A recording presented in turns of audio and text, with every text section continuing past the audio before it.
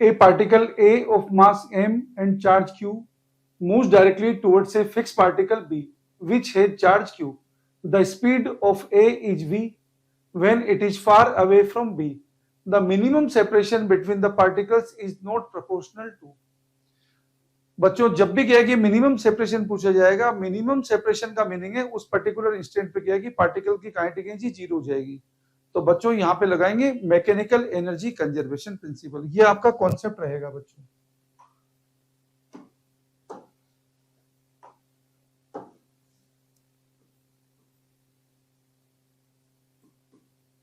तो ये बच्चों क्वेश्चन सोल्व करने का हमारा कॉन्सेप्ट है। देखो हमने एक पार्टिकल को जिसका चार्ज क्यू है बच्चों, जिसे हमने v वेलोसिटी से थ्रो किया है, जिसका मास बच्चों m है, और वेरी लार्ज का मतलब बच्चों इन्फिनिटी। किसकी तरफ थ्रो किया बच्चों? एक दूसरे पार्टिकल की तरफ जिसके पे भी चार्ज कितना है बच्चों? q। ये चार्ज फिक्स है बच्चों। अब आप देख सकते हैं मिनिमम सेपरेशन की पोजीशन में अगर मिनिमम सेपरेशन r नॉट है बच्चों, तो यहाँ पे काइनेटिक एनर्जी क्या होनी चाहिए बच्चों? जीरो। हम क्या करेंगे बच्चों? जहां से थ्रो किया इसको पॉइंट ए दे देंगे, जहां पे पहुंचा इसे पॉइंट बी कर देंगे बच्चों, और मैकेनिकल एनर्जी कंजर्वेशन लगाएंगे बच्चों। Kinetic energy at A plus potential energy at A equal to लगाएंगे बच्चों kinetic energy at B plus potential energy at B. Minimum separation की टाइम क्या है कि बच्चों क्या हो जाएगा? काइनेटिक एनर्जी बी पे जीरो हो जाएगा। अब बच्चों हम स्टार्ट करते हैं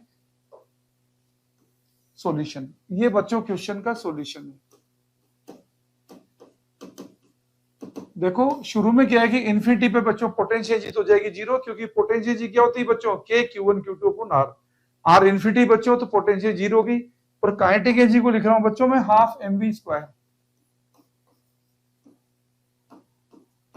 और बच्चों यहां पर क्या हो जाएगी? काइनेटिक एनर्जी जीरो, तो पोटेंशियल एनर्जी क्या हो जाएगी बच्चों? के Q1 Q2 upon R note. आपको पूछा बच्चों ये मिनिमम सेपरेशन क्या है कि किसके प्रोपोर्शनल नहीं है बच्चों?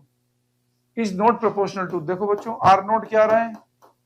ये आ रहा है बच्चों के Q square 2 divide by M V square. तो देख सकते हैं बच्चों आर किसके प्रोपोर्शनल है बच्चों? क्यू स्क्वायर के प्रोपोर्शनल है। 1 अपॉन वी स्क्वायर के प्रोपोर्शनल है बच्चों, 1 अपॉन एम के भी प्रोपोर्शनल है। तो किसके प्रोपोर्शनल नहीं है बच्चों? ऑप्शन 2 ऑप्शन 3 के प्रोपोर्शनल नहीं है, 1 अपॉन वी के प्रोपोर्शनल नहीं है बच्चों। तो हमारा आंसर हो गया बच्चों यहाँ पे option 3। There are 8.4 into 10 power 28 free electrons per meter cube in copper. The current in the wire is 0.21 ampere. E equal to 1.6 into 10 power minus 19 coulomb. Then the drift velocity of electrons in a copper wire of 1 millimeter square cross section will be. बच्चों concept ये है यहाँ पर, जब drift velocity क्या है कि किसी वायर में हमें निकालना है, तो बच्चों करंट का एक्सप्रेशन हम यूज करेंगे I इक्वल टू NEAVD।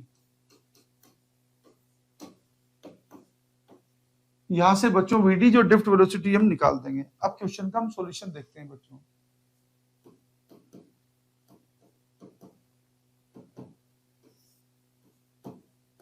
देखो बच्चों ड्रिफ्ट वेलोसिटी को लिख देंगे हम I अपॉन NEA। I आपको कितना दे रखा है बच्चों? Current 0.21 ampere. बच्चों number of free electron per unit आपको दे रखा है 8.4 इंटू 10 पावर 28। इलेक्ट्रॉनिक चार्ज आपको दे रखा है बच्चों 1.6 इंटू 10 की पावर माइनस 19। और बच्चों cross section area 1 millimetre square, जिसको क्या कि चेंज करेंगे 1 मिलीमीटर को 10 की पावर माइनस 3 मीटर, ये हो जाएगा बच्चों 10 की पावर माइनस 6। अब बच्चों इसे सोल्व करना है बच्चों। तो देखो 10 की पावर 28, ये माइनस 19 और माइनस 6 कितना हो गया बच्चों? 25। ये हो जाएगा बच्चों 10 की पावर 3, ऊपर चला जाएगा बच्चों 10 की पावर माइनस 3, तो 0.21 इंटू 10 की पावर माइनस 3। ये बच्चों एडजस्ट हो गया। देखो अब कितना बच गया बच्चों? 8.4 इंटू 1.6। अब बच्चों इसे हम क्या कि फिर से एडजस्ट करेंगे बच्चों, इसको 1.5 मानो अप्रोक्सीमेशन में। तो ये बच्चों 8 अगर इसको मानोगे तो मैं आपको अप्रोक्सीमेट सोल्व करना सिखा रहा हूं बच्चों, ये 12 हो जाएगा बच्चों। और इसको क्या कि अगर 21 को बच्चों क्या कि अगर मान लो इसको 21 इंटू 10 की माइनस 5 लिखोगे, इसको 2 बार कट जाएगा, 2 से कम कटेगा बच्चों, क्योंकि 12 है बच्चों, इसको 24 माना मैंने, तो 2 बार कटेगा, 2 से कम आएगा बच्चों 2 इंटू 10 की माइनस 5। तो बच्चों आप देख सकते हो अप्रोक्सीमेटली आपका आंसर यहाँ पे, लेकिन बच्चों यहाँ पे दो ऑप्शन है बच्चों, तो आपको क्या है कि एडजस्टमेंट करके जाना पड़ेगा। ओके, तो कैसे जाओगे बच्चों? अब ये थोड़ा सा क्या है कि ऐसी सिचुएशन थोड़ा सा मुश्किल काम हो गया। देखो मुश्किल को भी सोल्व करेंगे बच्चों। 0.21 इंटू 10 की पावर, इसको लिखिए बच्चों, इसको लिखिए 21 इंटू 10 की पावर -5। नीचे आ जाएगा बच्चों, नीचे मल्टीप्लाई करो 8.4 इंटू 1.6 को, तो बच्चों ये कितना हो जाएगा बच्चों? 6 के 6 चौक 24 हो जाएगा। दो बच्चा बच्चों 6 48 तो 50 हो गया बच्चों। और ये हो गया बच्चों 84। कितना हो गया बच्चों? 4, ये 4 5 8 13, ये हो गया बच्चों कितना? 13.44। अब आपको काटना आसान हो जाएगा बच्चों। 13 से काटेंगे, देखो तो 13 से काटेंगे बच्चों, देखो 21/13, तो 13 से काटेंगे बच्चों, एक बार कटा, बचे कितना बच्चों? 8 बचा बच्चों। अब 13 से 8 डालेंगे बच्चों, 13 10 करेंगे तो 130 होगा बच्चों। ओके, लेकिन तो 8 ही बचा, 13 65 होगा, और 3 6 डालेंगे बच्चों तो 78 होगा बच्चों, तो 6 बार जाएगा बच्चों। तो आपका आंसर अब दिख गया है बच्चों, नीचे ज्यादा, तो अब आपका आंसर आएगा बच्चों 3rd। ओके, तो आपका ऑप्शन हो गया बच्चों ऑप्शन 3। ओके, इस तरीके से आपको चेक करना होगा जब ऑप्शन पास हो जाएंगे। तो बच्चों हमारे पास क्वेश्चन में आंसर हो गया है option 3।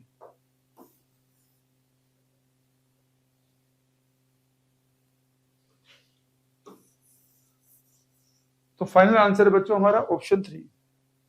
In a simple microscope, image is formed at a distance of 50 centimeter from the lens. If the focal length of lens is 5 centimeter, then find out its magnifying power. बच्चों जब बात करते हैं simple microscope की, तो magnifying power का formula होता है D/U। ये हमारे क्वेश्चन सोल्व करने का बच्चों कॉन्सेप्ट है।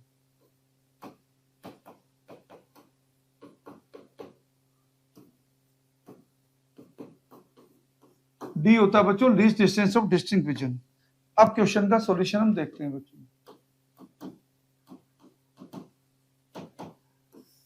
बच्चों अपन को u निकालना है, देखो 1/v, इमेज दे रखी है 50 सेंटीमीटर माइनस 1/u, u दे रखा है, u तो आपको पता ही है बच्चों 25 सेंटीमीटर होता है, equal to 1/f।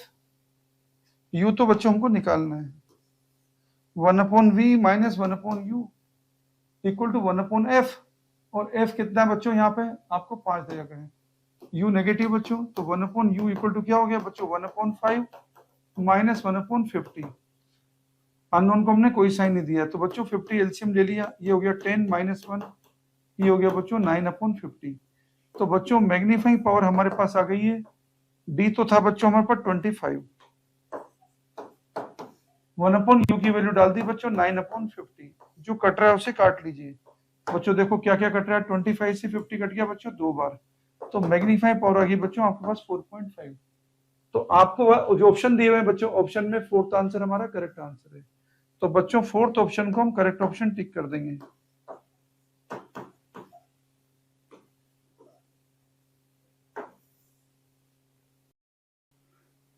In astronomical telescope, focal length of objective and eyepiece is 120 centimeter and 5 centimeter respectively. If this telescope is used to view 100 meter tall tower 3 kilometer away, then find out the angular width of final image formed by eyepiece in normal adjustment. बच्चों जब बात astronomical telescope में normal adjustment की होती है, तो normal adjustment में बच्चों मैग्नीफाइंग पावर होती है FO/FE, माइनस साइन तो होता है इमेज इन्वर्टेड होने की वजह से। तो बच्चों क्वेश्चन सोल्व करने का जो कॉन्सेप्ट है,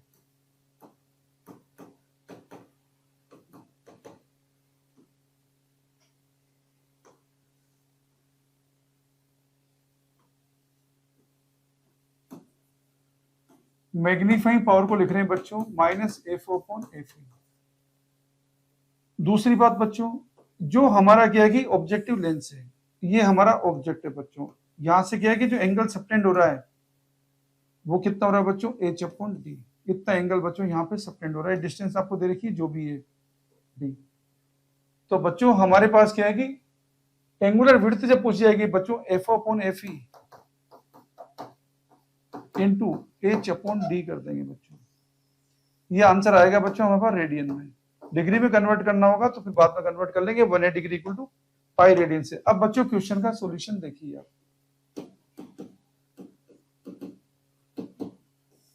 बच्चों मैग्नीफाइंग पावर तो कितनी आ रही है बच्चों, ये तो है एफओ अपॉन एफई। जो एफओ कितना दे रखा है बच्चों 120 सेंटीमीटर, एफई कितना दे रखा है 5 सेंटीमीटर। ये आ गया बच्चों 120 अपॉन 5, ये आ गया बच्चों 24। अब बच्चों आपको पूछा एंगुलर विड्थ,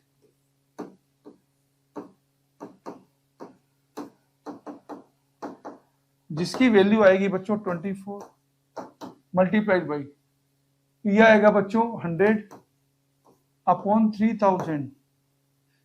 अब बच्चों जो कट रहा है उसे काट लेते हैं, 1 0 1 0 1 0 1 0। अब बच्चों 24 को 6 से काटेंगे बच्चों 4, और ये बच्चों 5, 4 अपॉन 5 करेंगे बच्चों तो 0.8 आएगा बच्चों। तो ये आंसर आएगा हमारा रेडियन में। तो बच्चों 4 ऑप्शन जो हमें दिए हुए हैं उसमें हमारा करेक्ट आंसर है बच्चों ऑप्शन 4। ऑप्शन 4 हमारा करेक्ट आंसर है बच्चों 0.8 रेडियन। ये हमारे क्वेश्चन का आंसर है बच्चों। In magnifying glass we see the image. बच्चों ये सिंपल माइक्रोस्कोप के अंदर काम जो करते हैं, ऑब्जेक्ट को बच्चों जब भी हम कहां रखते हैं ऑप्टिकल सेंटर फोकस पॉइंट के बीच में, उसकी इमेज कैसी बनती है बच्चों, वर्चुअल, इरेक्ट एंड मैग्नीफाइड बनती है बच्चों। तो ये तो बच्चों डायरेक्ट क्वेश्चन है, तो हमारा आंसर हो जाएगा बच्चों option 1। A telescope has an objective of focal length 100 centimeter and an eyepiece of focal length 5 centimeter. What is the magnifying power of telescope when final image formed at least distance of distinct vision? बच्चों जब बात करते हैं telescope की, तो least distance of distinct image पे जब image बनती है बच्चों, तो हमारे पास क्वेश्चन सोल्व करने का कॉन्सेप्ट है, मैग्नीफाइंग पावर दी जाती है बच्चों जब इमेज बनेगी हमारी least distance of distinct vision पर, FO upon FE 1 plus FE upon D. अब बच्चों क्वेश्चन का हम सॉल्यूशन देख सकते हैं।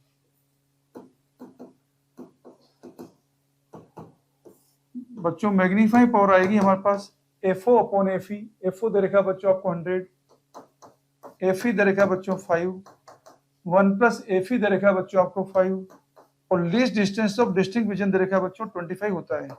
ये हो गया बच्चों -20, और ये हो गया 1/5 हो जाएगा बच्चों, तो 1.2 को करेंगे ना बच्चों तो ये आ जाएगा 24। तो बच्चों फाइनल आंसर हमें ऑप्शन में देखेंगे तो आंसर आएगा बच्चों 24। माइनस साइन तो बताता है इमेज इन्वर्टेड है, तो बच्चों हमारा आंसर है ऑप्शन 2 24।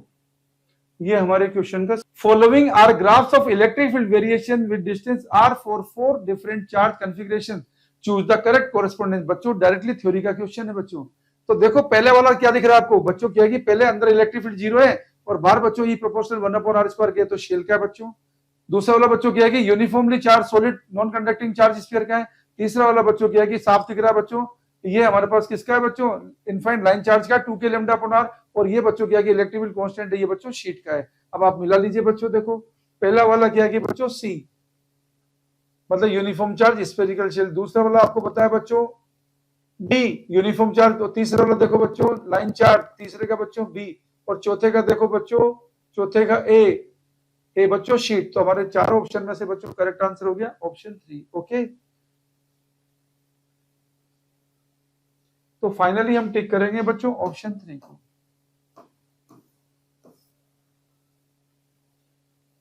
और ये बात भी ध्यान रख लीजिए बच्चों, जैसा आपको पता है यहां पर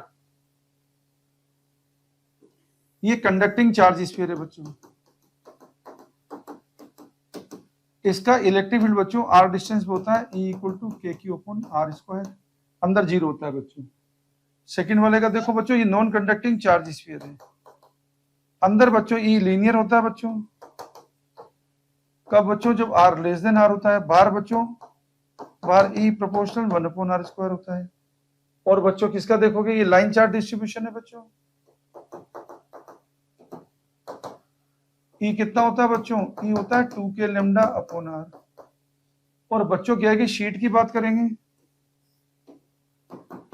शीट के किसी पॉइंट पे बच्चों इलेक्ट्रिक फील्ड होता है σ/2ε0। ये क्वेश्चन सोल्व करने के आपके कॉन्सेप्ट थे,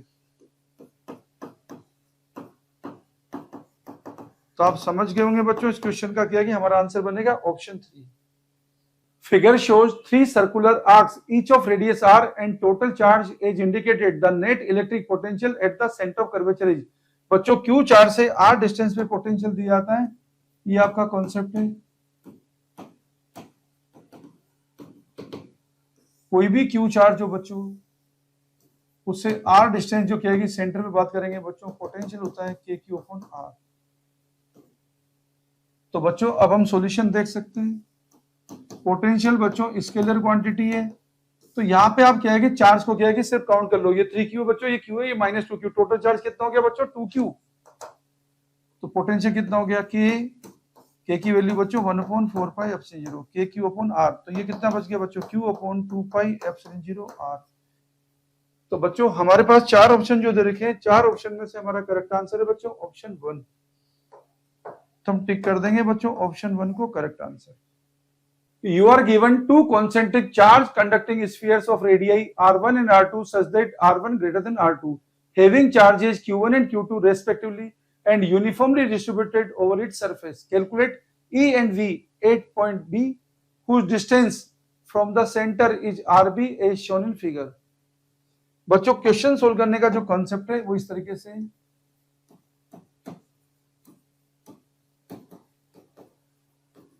अगर बात करेंगे कंडक्टिंग चार्ज स्फीयर की, जिसकी सरफेस पे क्यू चार्ज है, जिसकी रेडियस आर है बच्चों, अगर बाहर के किसी पॉइंट पे बात करेंगे बच्चों, तो बाहर के पॉइंट पे बच्चों इलेक्ट्रिक फील्ड होता है के क्यू अपॉन आर स्क्वायर, और बच्चों पोटेंशियल होता है के क्यू अपॉन आर।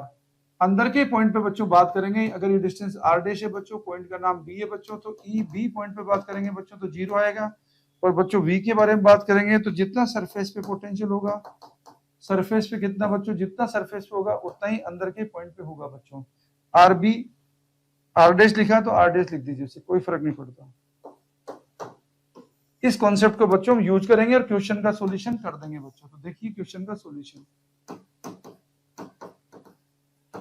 एक तरीके से बच्चों चुटकियों क्वेश्चन हो गया थ्योरेटिकल। देखो बी पॉइंट कहां पर बच्चों, बी पॉइंट देख रहे हैं बच्चों डायग्राम में, कहां पर है ये बी पॉइंट बच्चों डायग्राम में यहां पर है। इसका मतलब क्या हो बच्चों, यहाँ पे Q1 की वजह से कोई इलेक्ट्रिक फील्ड नहीं आएगा, खाली Q2 की वजह से आएगा। डिस्टेंस कितनी आरबी, तो के Q2 अपॉन आरबी स्क्वायर आएगा। पोटेंशियल बच्चों Q2 का कितना आएगा, के Q2 अपॉन आरबी, Q1 का कितना आएगा जितना उसकी सरफेस पर है, के Q1 अपॉन R1। तो बच्चों के Q1 अपॉन R1 और के Q2 अपॉन RB, तो साफ दिख गया बच्चों ऑप्शन 2 पहले से दिख गया बच्चों। ओके, तो चारों ऑप्शन में से हमारा करेक्ट आंसर है बच्चों ऑप्शन 2।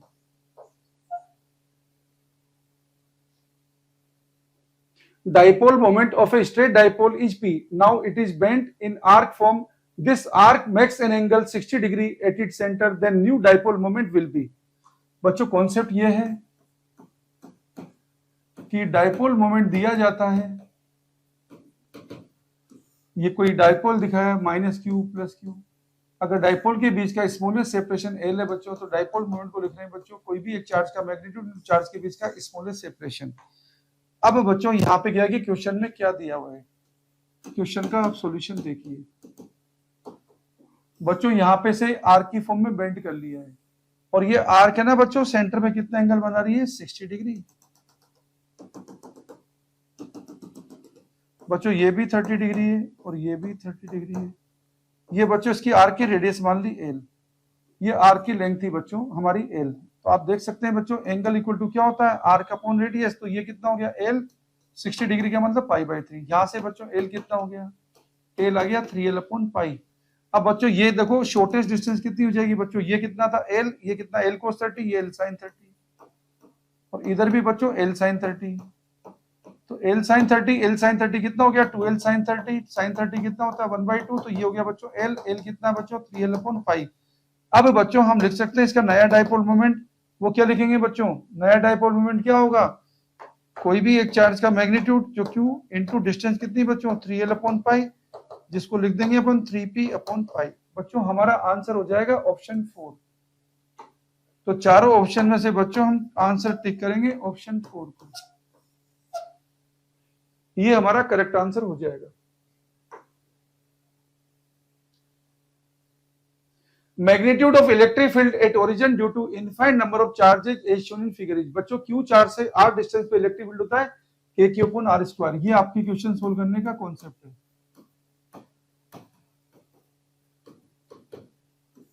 क्यू चार्ज से आर डिस्टेंस पे इलेक्ट्रिक फील्ड लिखा जाता है के क्यू अपॉन आर स्क्वायर से। अब यहाँ पे देखिए बच्चों इलेक्ट्रिक वेक्टर क्वांटिटी, ये क्वेश्चन का सॉल्यूशन है बच्चों। सारे इलेक्ट्रिक फील्ड लेफ्ट साइड होंगे, कितने होंगे बच्चों, के Q upon r square 1/1 square plus 1/2 square plus 1/4 square plus 1/8 square plus ऐसे ही चलता जाएगा बच्चों। ये के क्यू तो कॉमन आ गया बच्चों, 1 प्लस 1/4 प्लस 1/16 प्लस ऐसे चला। और बच्चों यहाँ पे क्या है कि जीपी बनी है जिसका कॉमन रेशियो कितना है 1/4 a अपॉन 1 माइनस आर, इसका सॉल्यूशन होता है बच्चों, ये हो जाएगा बच्चों 4k3/3। तो बच्चों यहाँ पे क्या है कि जो ऑप्शन आपको दे रखे हैं इन ऑप्शन में से हमारा करेक्ट आंसर है बच्चों ऑप्शन 4। तो हमारा फाइनल आंसर है बच्चों option 4। An electric dipole is situated in an electric field of uniform intensity E whose dipole moment is P and moment of inertia is I. If the dipole is displaced slightly from the equilibrium position, then the angular frequency of its oscillation is. बच्चों question में क्या है कि solve करने का आपका concept ये है कि जब डाइपोल को हम इलेक्ट्रिक फील्ड में रखेंगे बच्चों, तो उसके द्वारा जो एक्सपीरियंस टॉर्क होता है बच्चों, ये हमारा इलेक्ट्रिक फील्ड है बच्चों। इसमें हमने डाइपोल को रखा बच्चों, ये क्यूई और ये भी बच्चों क्यूई। अगर बच्चों ये लेंथ क्या है कि इसकी 2l है, ये एंगल थीटा है, तो बच्चों यहाँ पे टॉर्क आता है पीई साइन थीटा। अब बच्चों क्या है कि इसे अगर डिस्टेंस करते हैं वो तो माइनस तो इसलिए आता है क्योंकि रिस्टोरिंग टॉर्क है। तो बच्चों एंगल देखो, सॉल्यूशन देखिए आप, जब डाइपोल को क्या है कि स्मॉल डिस्प्लेस करेंगे बच्चों तो टॉर्क आ जाएगा माइनस पीई साइन थीटा को लिख दिया, थीटा इक्वल लिख दिया बच्चों आई इंटू अल्फा। तो अल्फा आ गया बच्चों minus P upon I into theta, जिसको बच्चों एंगुलर सिस्टम की इक्वेशन लिख दी omega square theta. Omega square आ गया बच्चों पी अपॉन आई, ओमेगा कितना आ गया under root P upon I. अब बच्चों आपको क्या पूछा है यहाँ पे, एंगुलर फ्रीक्वेंसी ही पूछी है, तो आंसर आ जाएगा under root PE upon I. तो चार ऑप्शन में से साफ आपको दिख गया होगा बच्चों, ऑप्शन क्या है कि 1 यहाँ पे करेक्ट आंसर है। तो बच्चों हमारा फाइनल आंसर है option 1। 3 identical short dipoles are arranged as shown below. What will be the net electric field at point P? बच्चों ये क्या है कि कॉन्सेप्ट यहाँ इस तरीके से है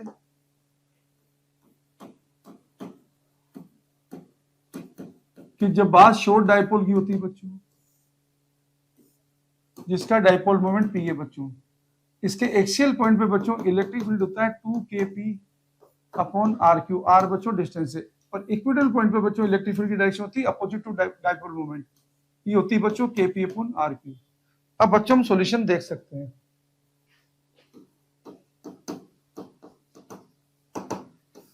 अब देखो बच्चों ऊपर तो क्या है कि जो डाइपोल है ऐसा है, नीचे वाला डाइपोल बच्चों ऐसा है, इस पॉइंट पे इसका इलेक्ट्रिक फील्ड इधर होगा, इसका इलेक्ट्रिक फील्ड इधर होगा, कितना होगा बच्चों kp अपॉन xq, तो दोनों का हो जाएगा बच्चों तो 2 हो जाएगा। अब नीचे बच्चों बीच का पॉइंट जो देख रहे हो उस पे डाइपोल ऐसा है बच्चों, तो यहाँ पे डाइपोल मोमेंट इधर है बच्चों, इधर है तो इसका डाइपोल मोमेंट इधर ही आएगा बच्चों, in the direction of dipole moment कितना आएगा बच्चों 2kp upon xq।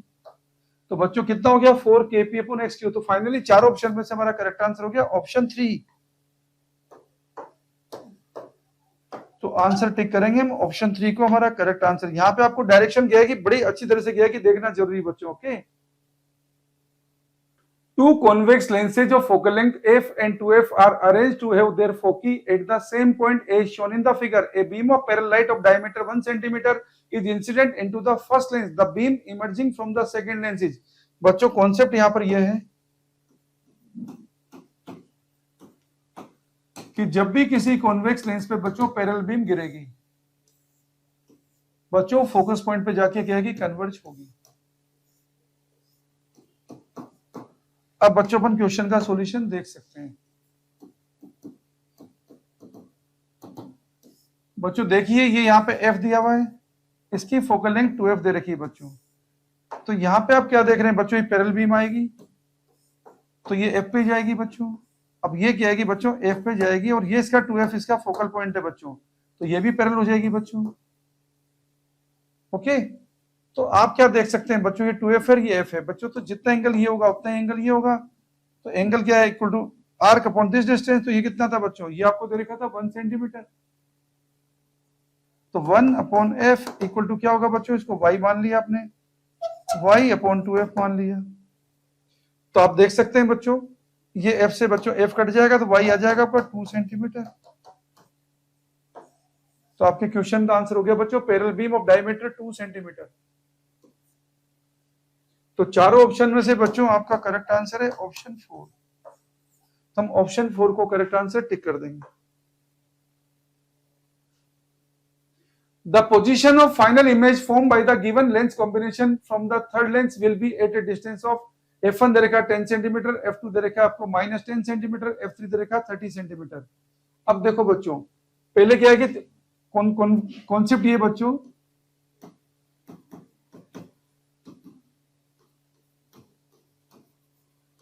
Lens formula जब लगाते हैं बच्चों तो वो होता है हमारा 1/v minus 1/u equal to 1/f।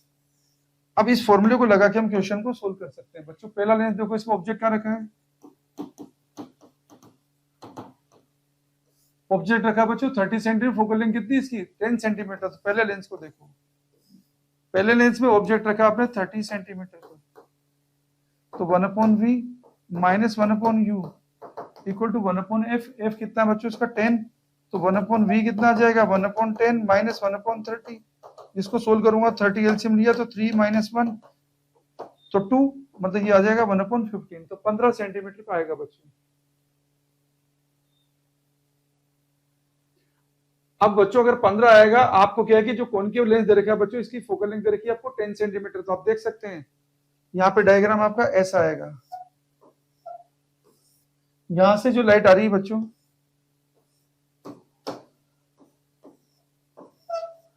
15 का मतलब बच्चों यहां जाएगी, इसका मतलब 10 पे जाएगी बच्चों। 10 पे जाएगी तो बच्चों पैरेलल हो जाएगी ना, पैरेलल होने का मतलब क्या बच्चों, पैरेलल बीम जाएगी तो इसके फोकस पॉइंट पे चली जाएगी बच्चों, फिर से इसके फोकस पे चली जाएगी। फोकस पे जाने का मतलब इसका फोकस कितना है बच्चों, थर्ड वाले लेंस का 30 सेंटीमीटर बच्चों। अब आपको पूछा third from combination from the third lens will be at a distance of बच्चों 30 सेंटीमीटर पे आ जाएगी, तो ऑप्शन हो जाएगा आपका 30 सेंटीमीटर। थर्ड लेंस से पूछिए, थर्ड लेंस से कितनी हो जाएगी बच्चों 30 सेंटीमीटर, क्योंकि पैरेलल बीम जा रही है 30 सेंटीमीटर जाएगी। बिल्कुल सही आंसर, इसके फोकस पॉइंट हो गया। तो चारों ऑप्शन में से बच्चों करेक्ट आंसर हमारा ऑप्शन 4। समझ गए होंगे आप। यहां से बच्चों ये इसका फोकस पॉइंट है तो पैरेलल बना दिया इसने, और पैरेलल बनाने के बाद बच्चों इसके फोकस पॉइंट जाएगी, इसका फोकस पॉइंट 30 सेंटीमीटर, तो आंसर हो गया हमारा 30 centimetre. Two identical glass mu glass equal to 2 equiconvex lenses of focal length f are kept in contact. The space between the two lenses is filled with water. Mu w equal to 4/3. The focal length of the combination is बच्चों, पहले आपको क्या है कि focal length f दे रखी है। तो देखो बच्चों ये हमारा लेंस है, अगर ये r है बच्चों, ये r है, तो इसकी फोकल लेंथ दी जाती है। ये क्वेश्चन सोल्व करने का आपका कॉन्सेप्ट है।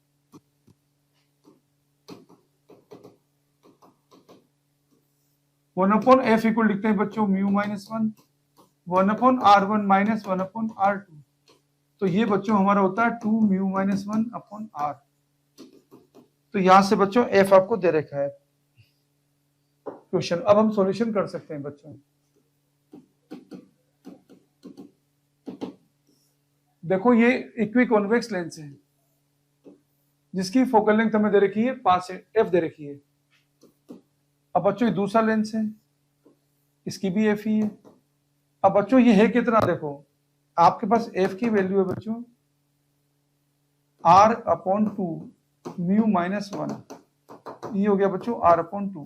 एफ आपके पास इतना है। अब बच्चों सिस्टम में क्या है कि बीच में क्या भर दिया आपने, क्या है कि पानी भर दिया है 4/3 वाला। इस लेंस की फोकल लेंथ और निकाल लो, इसकी f3 मान लो, वो कितनी आएगी बच्चों mu minus 1/r1 minus 1/r2। तो ये हो गया बच्चों 4/3 1/3 माइनस 2/r। अब बच्चों आप देखिए यहां पर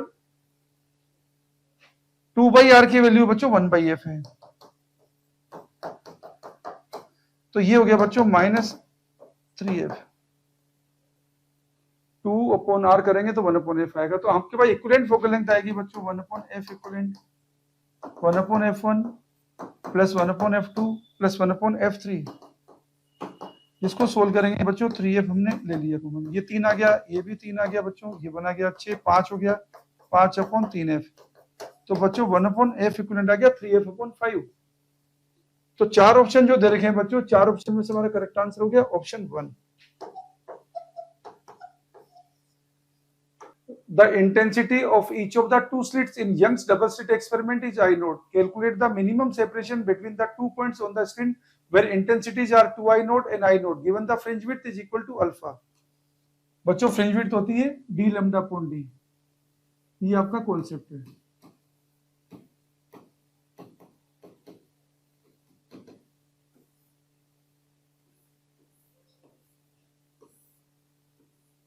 बच्चों phase difference and path difference में रिलेशन ये होता है, और डेल्टा को लिखा जाता है बच्चों xd/d। x यहाँ पे क्या है कि सेंटर से डिस्टेंस है बच्चों। तो आप क्वेश्चन का क्वेश्चन देख सकते हैं।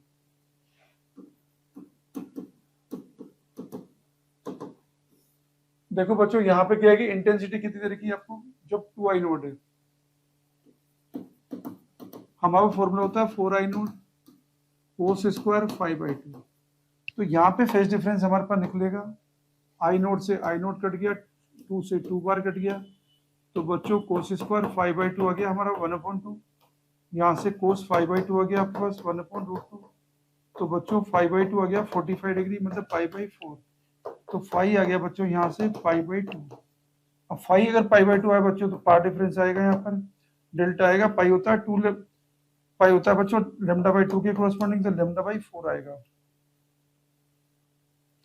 और डेल्टा होता है बच्चों xd/d, यहां से बच्चों x1 आएगा d λ/4d। दूसरा देखते हैं बच्चों, दूसरे वाले में क्या है कि इंटेंसिटी आई नोट है, इक्वल लिखेंगे बच्चों 4 I नोट कोस स्क्वायर 5/2। यहां से सोल्व करेंगे बच्चों तो आई नोट से आई नोट काट देंगे, ये हो जाएगा 1/4, तो 1/2 हो जाएगा बच्चों। इसको करेंगे बच्चों 1/2 को, तो ये 1/2 हो जाएगा, सॉरी ये 1/4 हो गया बच्चों, ये 1/4 हो गया, तो ये 1/2 हो गया, इक्वल टू हो गया cos 5/2। तो यहां से बच्चों 5/2 आ गया, ये cos 60 डिग्री हो गया, 5/2 आ गया आपका π/3। तो 5 आ गया आपका 2π/3। तो बच्चों 5 कोरस्पॉन्डिंग पार्ट डिफरेंस कितना आ गया, पाई होता है बच्चों λ/2 के कोरस्पॉन्डिंग, तो 2 λ/6 हो गया, मतलब λ/3 आ गया, इक्वल टू कर दिया बच्चों xd/d। तो बच्चों यहाँ से x2 कितना आ गया d λ/3d। बच्चों वो d λ/4d है और ये d λ/3d है, तो ये हो जाएगा आपके पास डिफरेंस हो जाएगा बच्चों d λ/3d minus d λ/4d। तो d λ/d तो बच्चों कॉमन ले लिया, ये आ गया 1/3 माइनस 1/4। तो ये हो जाएगा बच्चों d λ/d, ये हो जाएगा कितना 12 एलसीएम ले लिया, ये 4 माइनस 3, तो ये हो गया बच्चों d λ/d/12। तो आपका आंसर हो जाएगा, बीटा होता है d λ/d, तो आंसर हो जाएगा α/12। तो चारों ऑप्शन में से हमारा करेक्ट आंसर हो जाएगा बच्चों α/12, ये हमारा करेक्ट आंसर है बच्चों।